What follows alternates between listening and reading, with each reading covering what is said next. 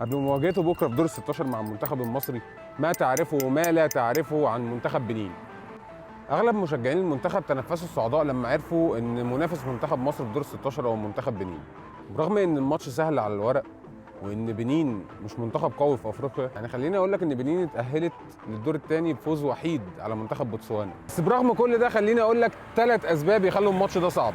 السبب الاول الضغوط.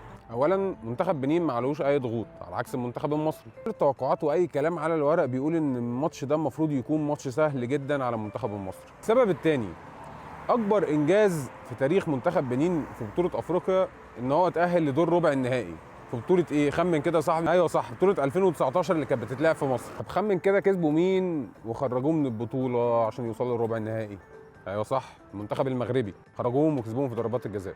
غير ان عندهم مدرب اجنبي بين قوسين الماني متمرس في قاره افريقيا وكان بيدرب قبل كده منتخب نيجيريا. خليني اقول لك كده نتائج منتخب بنين في تصفيات كاس العالم الاخيره. انا متاكد ان انت ما تعرفش عنها اي حاجه.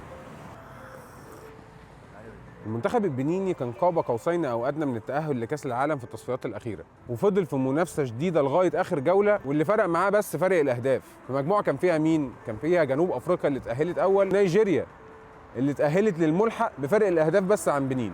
هما الاثنين جمعوا نفس عدد النقاط 17 نقطه، وكان بفرق نقطه واحده بس عن متصدر المجموعه جنوب افريقيا. السبب الثالث اداء المنتخب المصري. الحقيقه دي اكتر حاجه مخوفاني من الماتش ده، سواء على مستوى الجهاز الفني او على مستوى اللعيبه. نعم انت حققت التاهل للدور الثاني من ثاني ماتش وضمنت الصعود كمتصدر، لكن الحقيقه مستوى المنتخب ما يطمنش خالص، خصوصا بعد ما شفنا مستوى اللعيبه اللي بتقعد على الدكه في ماتش انجولا.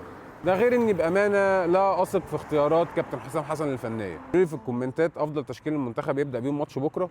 وصلت لحد هنا في الفيديو، حابب اشكرك اشكرك. ما تنساش تعمل لايك وشير وفولو وسبسكرايب. اشوفكم في الحلقه الجايه من كامس السخان. سلام.